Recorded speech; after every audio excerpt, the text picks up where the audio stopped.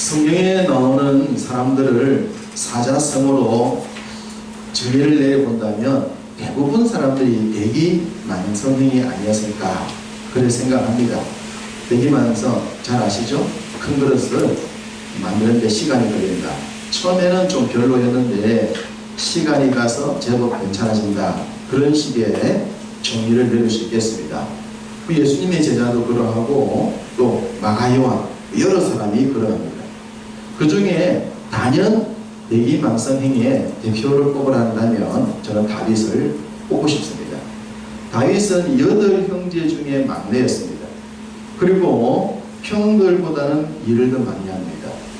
시편 51편에 보면 다윗은 자신의 태어나는 것이 모태로부터 어머니가 죄악 중에 나왔다 라고 말하면서 다윗은 출생에 있어서 비밀이 있습니다. 형들이 굉장히 미워한 것 같아요. 혼자 그래서 막내가 그렇게까지 일을 했기 때문입니다. 어느 날 아버지가 형들이 전쟁하고 있는데 먹을 것을 갖다 주라고 심부름을 시킨 적이 있습니다. 그때 다윗의 고향이었던 베들레헴부터 골리앗과 싸우고 있는 엘라 골짜기까지 찾아갔는데 그 찾아갔더니 형들이 했던 말이 화를 냅니다. 막내 동생이 먼 곳에서 찾아왔다면 어떻게 왔노? 그렇게 하는 게 당연한데 큰형이 네가 전쟁을 구경하러 왔다.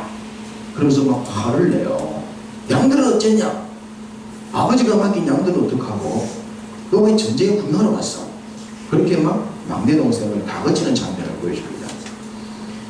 베들레헴부터 엘라 골짜기까지 거리를 대략 계산하니까 24km예요. 여기서 직선 거리로 24km를 계산하니까 간절곶까지 24km 조금 더 되고 서생까지가 약 24km입니다. 그 먼 거리를 구경한다고 걸어간다. 이게 말이 안 됩니다.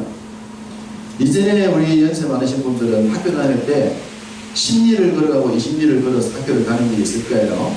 10리 몇 킬로입니까? 4km. 20리 걸어가면 8km.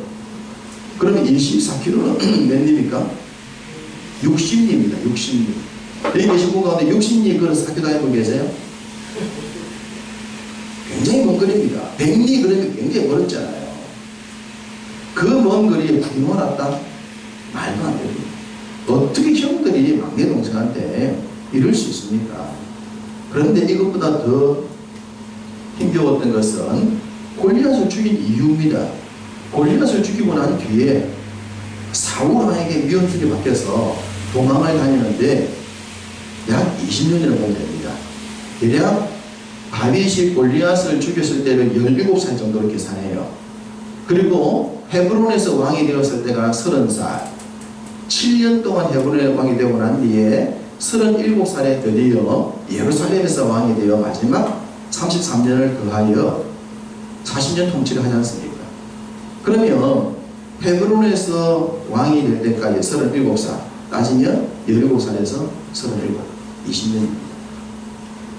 근 20년 동안 계속 도망다닙니다.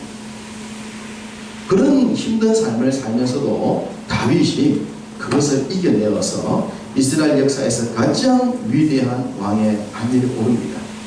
역시 대기만성형이다 라고 하기에 부족함이 없어 보입니다. 그에 반하여 그의 아들 솔로몬은 어떤 사람이라고 표현하면 되겠습니까? 사자성어로 용두사미형이다 그렇게 표현할 수 있겠습니다. 시작할 때 솔로몬은 모든 것이 좋았습니다. 모든 것이 좋았지만 솔로몬의 말년으로 가면 갈수록 굉장히 부끄러워지고 솔로몬 죽고 나자 나라가 둘로 쪼개져 버리죠. 이런 걸 보면서 성경에 나오는 믿음의 사람들을 통하여 또 우리의 삶을 진단해 볼 수 있습니다. 여러분, 나는 어떤 사자성어에 어울리는 사람인가? 생각해 보면 하지 않겠습니까? 오늘 본문에 나오는 히스기야 어떤 사람일까? 히스기야를 사자성어로 정의를 내린다면 각자 다르게 할 수 있습니다만 저는 오락가락행이다 그렇게 표현하고 싶습니다. 오락가락. 히스기야에 대해서 대부분의 성도님들이 굉장히 선한 왕, 참 좋은 왕으로 생각을 가지고 있지만 맞습니다. 선하고 좋은 면이 있는데 그 못지않게 그저 똑같은 부정적인 모습을 함께 가지고 있습니다. 선과 부정이 왔다 갔다. 그래서 이리저리 갈팡질팡 오락가락 그런 스타일이 히스기야다라고 정의를 내려보고 싶어요.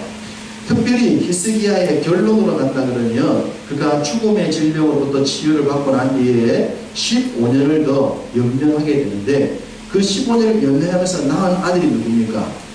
므낫세이지 않습니까? 그 므낫세로 인하여 하나님이 남유다 예루살렘을 멸망시켰다는 말씀을 주십니다. 그런 내용이 열왕기하 21장에 나와요. 하나님의 은혜로 죽음으로부터 질병까지 치유받았지만 플러스 아들까지 얻었지만 그 아들이 결국 나라를 망하는데 단초를 제공한다. 끝이 더 안 좋아요. 그런 모습에 의하여 히스기야를 오락가락 갈팡질팡입니다. 그렇게 한번 정의를 내려보고 싶은데 그의 삶을 전체를 다룰 수 없기 때문에 그의 삶에 아수르와 있었던 전쟁 속에 그가 위태로운 상황과 그 위태로운 상황을 이기는 두 가지의 모습.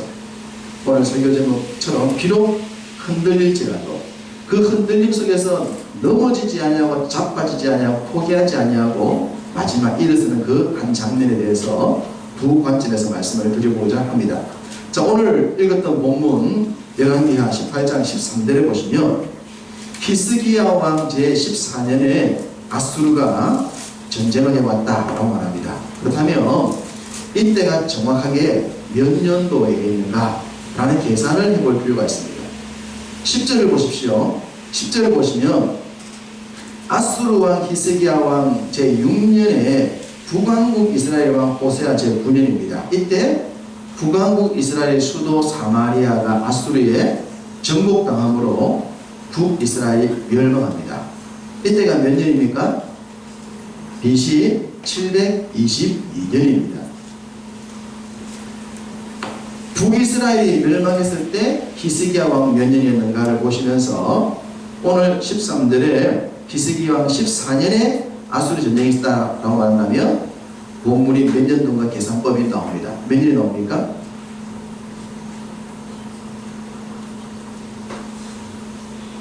히스기야 왕 6년에서 히스기야 왕 14년 됐습니다. 몇 년이 흘렀습니까? 8년이 흘렀습니까? 그러면 722년에서 8년을 빼면 몇 년 나오죠? 714년이 나옵니다.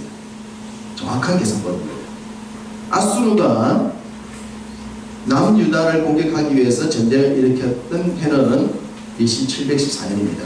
자, 그 계산법을 가지고 있으면 나중에 남한국 유다가 바벨론에서 멸망할 때와의 차이점 나오기 때문에 그 시대의 믿음의 사람들이 역사적 흐름, 세계 정세 흐름 속에서 어떤 세계관을 가지고 믿음 생활했는가를 알 수가 있어요.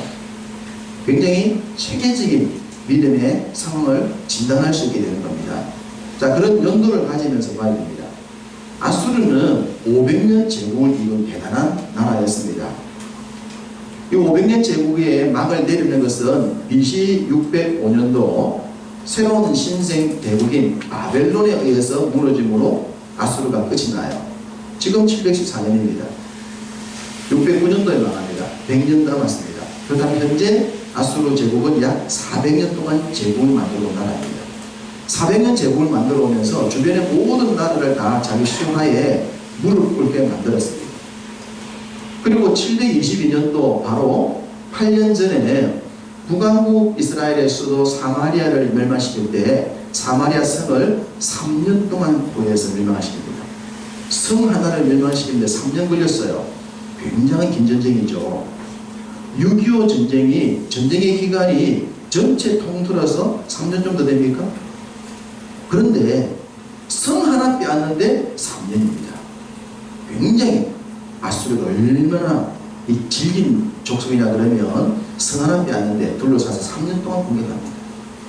밀고 당기고. 이걸 히스기야가 알고 있는 거예요. 그 군대가 지금 남왕국의 수도 예루살렘을 정복하기 위해서 오는 겁니다. 자, 그 상황을 우리가 보아야 됩니다. 13절 보시면 예루살렘을 제외한 남유다의 큰 대부분의 견고한 성읍이 이미 다 정복을 당한 상태입니다. 싹 물밀고 내려오는데 파죽지세로 넘어가는 거예요. 마치 6.25 때 북한의 군대가 낙동강전선까지 파죽지세로 밀려온 것과 같았습니다. 낙동강만 넣으면 우리나라 끝났던 그런 상황입니다. 예루살렘 넣으면 끝납니다. 그런 절박한 상황이 지금 이루어지고 있는 거예요. 이때 히스기야의 선택이 무엇이었냐? 히스기야는 왕이 되는 장면에 있어서 제법 괜찮은 모습을 보여줍니다. 산당까지 제거하면서 종교개혁의 완성까지 보여주었어요. 그리고 그의 아버지 아하스가 선택했던 친아수르 정책을 반대하면서 다른 독립정책을 편들었습니다. 그런데 진짜 전쟁이 일어나니까 아수르가 내려오니까 히스기야의 선택이 무엇이었는가? 자, 14절을 보시면 사람을 라기스에 있는 아수르의 왕 산헤립에게 보냅니다. 그리고 전달한 내용이 뭡니까? 내가 범죄하였나이다. 나를 따라가 주세요. 왕이 내게 지우시는 것을 내가 성실히 감당하겠습니다. 라고 꼬리를 내리고 있습니다. 우리가 기대하는 히스기야, 선한 왕 히스기야의 기대하는 모습은 이 모습 아니지 않습니까? 이때 뭐 해야 됩니까? 지극히 당연하게 기도하고 하나님을 찾는 것이 당연한 모습인데 그 모습 보이지 않습니다. 왜 그랬을까요? 히스기야는 생각했겠죠. 아수르는 너무 세다.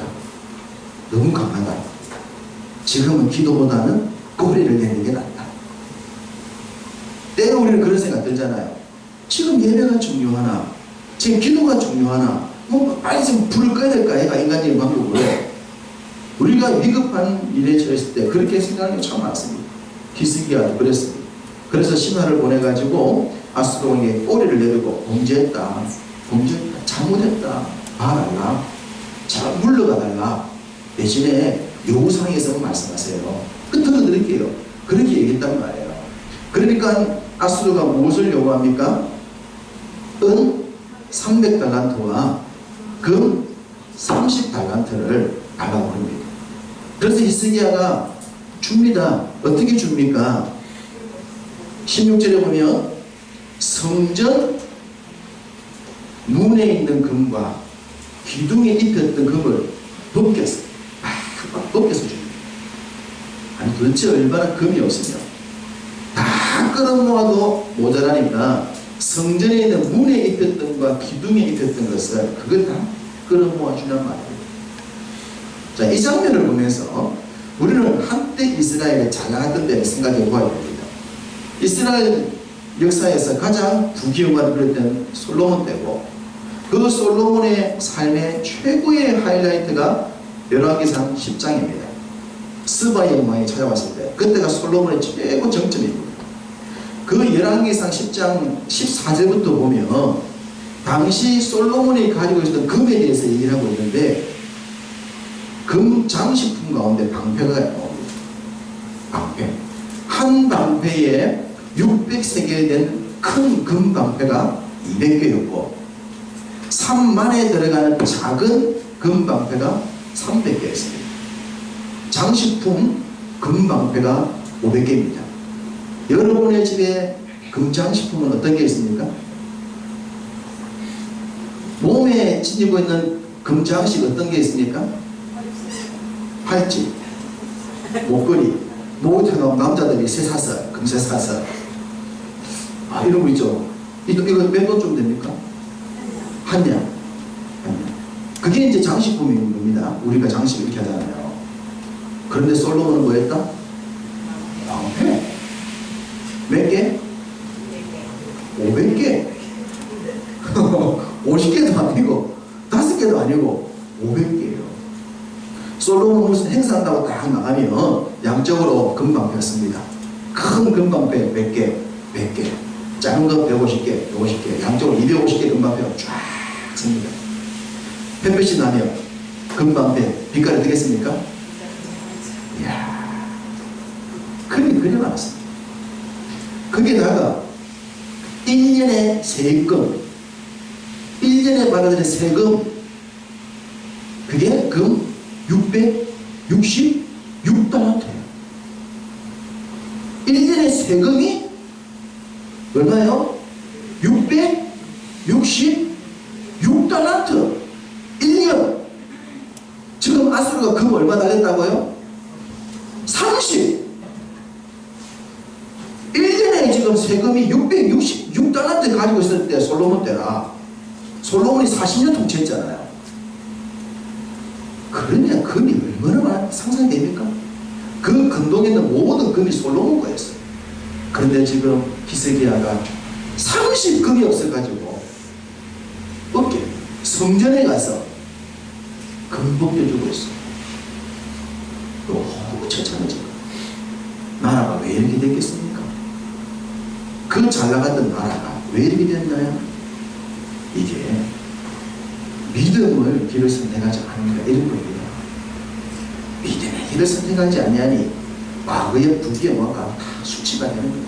옛날에 잘 살았다는 것이 더 부끄러운 거예요. 더 부끄러워요. 지금이 좋아야 옛날 얘기를 안 할 거 아닙니까? 옛날에는 참 우리가 찢어지게 가난했는데 지금은 괜찮게 산다. 이렇게 나와야 되지. 부끄러운 거예요. 자, 그러면 제국을 이루고 있는 아수르가 500년 제국을 했는데 지금 400년입니다. 100년 동안 더 제국을 이루고 있습니다. 그리고 지금 예루살렘을 정복하게 내려왔습니다. 30달란트 먹고 가려고 내려왔겠습니까? 아수르가 30에 만족하겠습니까? 그런데 30달러 보내니까 히스기야가 가져왔어요. 얘들 봐라. 먹는 줄 알았더니 안에 있네. 그런 생각 되지 않겠습니까? 있다고 생각하는 거예요.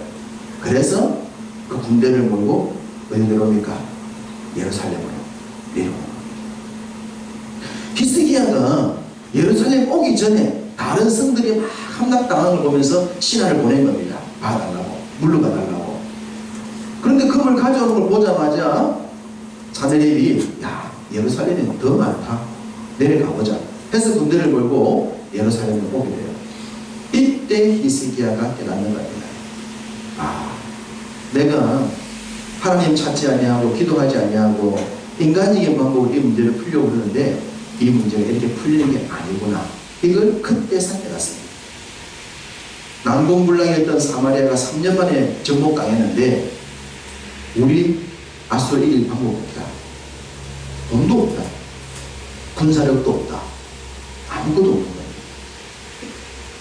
그때 히스기야가 할 수 있는 아무것도 할 수 없어서 할 수 있는 한 가지가 뭡니까? 그게 기도입니다. 그럼 때로 우리 그럴 수 있습니다. 살아가다 보면 너무 힘들어가지고 진짜 아무것도 할 수 없어서 하나님을 찾게 되는 경우도 있기도 하죠. 그것도 나쁜 것도 아니에요. 어떤 사람들은 하나님 안 찾고 인생을 끝내기도 한단 말이에요. 그럴 때 하나님 찾아야 합니다. 히스기야가 그 상황에서 하나님 찾습니다. 사람들 같으면 야이 자식 비겁하게 그때는 안 하고 이제 와서 이럴 수 있겠지만 우리 하나님 그런 분 아니잖아요. 그때라도 찾아주는 것을 하나님 얼마나 고맙게 생각하시는지. 그분이 긍휼 많으신 우리 하나님 아닙니까? 외면하지 아니하시고 야단치지 아니하시고 탕자를 품듯이 그때 품어주시는 그 하나님의 은혜가 이 히스기야의 삶에 비록 흔들렸지만 그 위기 속에서 하나님을 찾을 때 놀랍게 변하기 시작합니다. 자, 19장 1절에 보시면 옷을 찢고 베옷을 입고 성전에서 하나님을 찾습니다.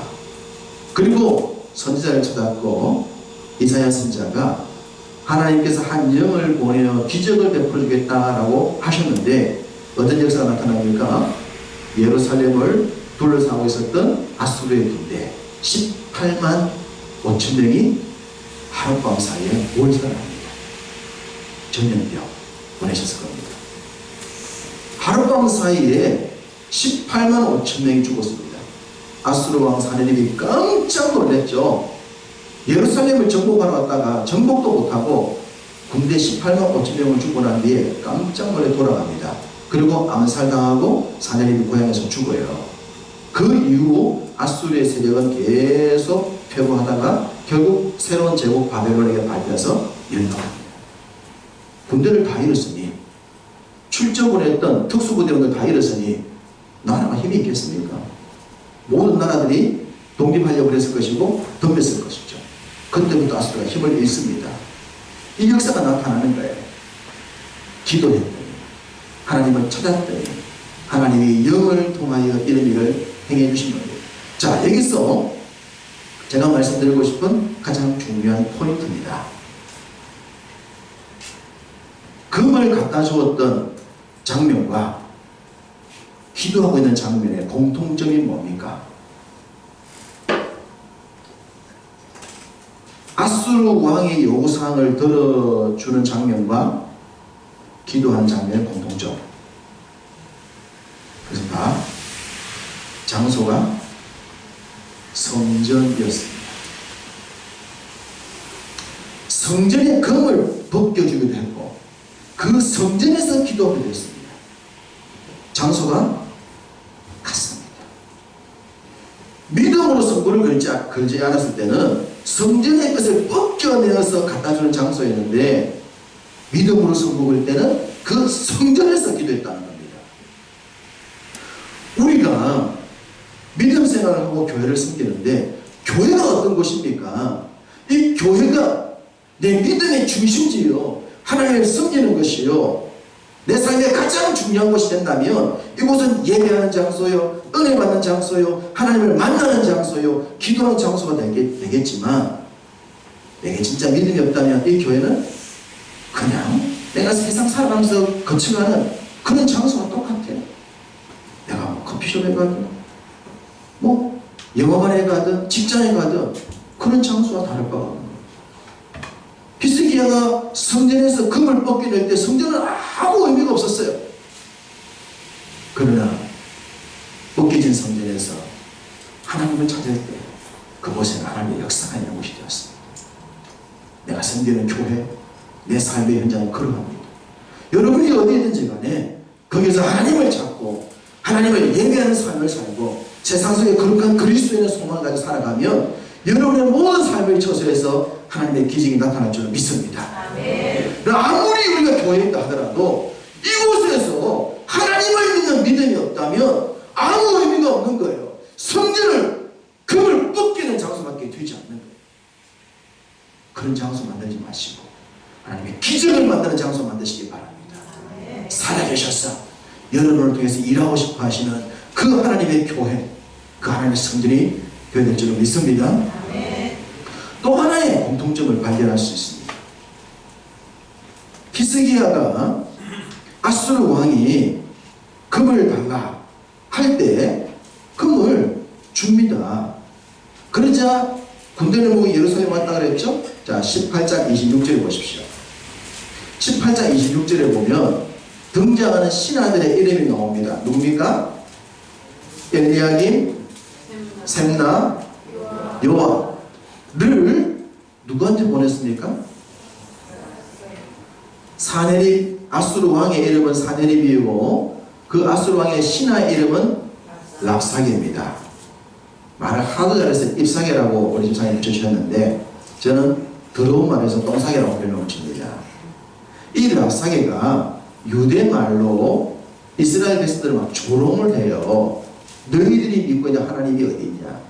너희들의 신이 진짜 신이면 한번 나와 싸워보라. 뭐 이런 식이죠. 마치 골리앗이 자신의 덩치를 믿고 이스라엘 백성들을 조롱했던 장면과 똑같습니다. 그때 히스기야가 자기 신하들을 보냈어요. 뭐하러?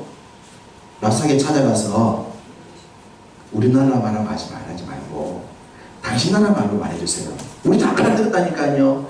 원하는 대로 해드릴게요. 그러니까 부끄러워요. 당신 우리나라 말로 우리 신하들이 다 듣는데 우리가 지도자들인데 우리가 백성들한테 이게 부끄러움을 나오면 되겠냐고. 그러니까 우리 위신을 생각해서 우리나라 말로 하지 말고 당신 나라 말로 해도 우리 알아듣습니다. 알아서 할게요. 지금 이러고 있습니다. 그러라고 히스기야가 자기 신하들을 보냈습니다. 이해가 되십니까? 그렇다면 다시 19장 2절을 보겠습니다. 19장 2절에 히스기야가 자기 종들을 이사야 선지자에게 보내는 장면입니다. 등장하는 신하의 이름이 누굽니까? 엘리야김과 세는 날입니다. 똑같습니다. 똑같은 신하를 누구한테 보냅니까? 주의 종 이사야 선지자에게 보냅니다. 이 장면도 똑같지 않습니까? 똑같은 신하들을 어떻게 지금 히스기야가 지도를 하고 있습니까? 믿음이 없을 때는 이 신하들을 남의 왕 밑에 가서 이런 말 좀 해주세요 제가 이렇게 하고 있는데, 믿음으로 선물을 걸자 신하들을 주의 종에게 보내어서 상황을 고백하고 우리를 위해서 도와달라고 기도하고 있지 않습니까? 똑같은 장면입니다. 똑같은 신하들입니다. 단지 차이점이 있다 한다면 믿음으로 승부를 거느냐 승부를 거느냐 그 차이입니다. 믿음으로 승부를 걸게 된다면 내가 가지고 있는 나의 모든 상황들을 다 바꿀 수 있습니다. 신하들이 바뀐 것도 아닙니다. 성전이 바뀐 것도 아닙니다. 모든 상황은 똑같았습니다. 그 똑같은 상황이었는데 믿음이 없을 때는 금을 뽑게 되고 신하들을 남의 왕에게 보냈지만 믿음으로 승부를 걸 때는 거기서 기도했고 그 신하들을 주의 종에게 보내어서 하나님의 도움을 구하는 장면을 쓰고 있지 않습니까? 믿음이 중요한 겁니다. 진짜 내가 믿음으로 승부를 걸고 있는가? 그에 따라서 여러분의 상황은 바뀌지 않았지만 여러분의 자세는 달라지는 겁니다. 그리고 그 다음 속에 하나님의 역사와 이적을 보게 되는 겁니다. 비록 내가 어려운 상황을 만나서 흔들릴 수 있습니다. 지금 태풍이 와서 흔들리잖아요. 흔들릴 수도 있어요. 뿌리채 뽑히지 않아야 돼요. 넘어지지 않아야 돼요. 흔들릴 수도 있더라도 넘어지지 아니하고 견뎌내야 되는 겁니다. 그래야 결실이 있습니다. 서두에 다윗을 말씀드리지 않았습니까? 다윗은 너무너무 고난스러운 삶을 살았어요. 왜? 힘이 없었기 때문에. 그런데 그가 30살쯤 될 때는 힘이 생깁니다. 헤브론 중심으로 찾아와서 왕이 되어달라 해서 함기 지파의 왕이 됩니다.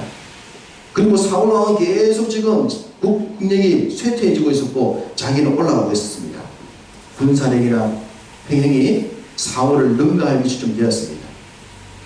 힘이 없어서 공단이지만 지금은 힘도 좀 생겼습니다. 그런데 지금 사울 왕이 계속 쫓아옵니다. 그러면 어떻게 하면 되겠습니까? 한판 뜨자. 한판 붙어보자.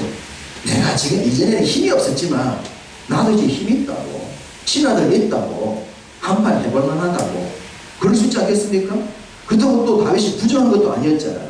사울은 실수의 연속이었지만 다윗은 정의롭게 지금 자기와 함께한 사람과 나라를 세우고 있지 않았습니까? 얼마든지 한판 뜰 수 있습니다. 한판 뜬다고 뭐라 할 사람 없고 대적한다고 야단칠 사람 없습니다. 너무너무 정당했습니다. 그렇지만 다윗은 거기서도 사울 왕을 피합니다. 왜요? 하나님을 생각했죠. 하나님께서 백성들의 요구사항을 들어주시고 처음으로 세우신 왕인데 못한다고 내가 저를 없애면 내 하나님 얼마나 마음 상하실까? 하나님 생각한 겁니다. 자기의 고통을 생각한 게 아니라 저 왕을 세우신 하나님이 얼마나 마음 상하실까? 그렇다고 내가 저를 죽여버리면 하나님 더 속상하시겠지. 그래서 좀 더 멀리 가자. 돌아가자. 여기까지 왔는데 좀 더 돌아가면 어때? 그래서 그는 더 먼 길로 도망가냅니다. 그러면서도 이 고난의 끝에는 하나님이 주신 복을 믿기 때문입니다.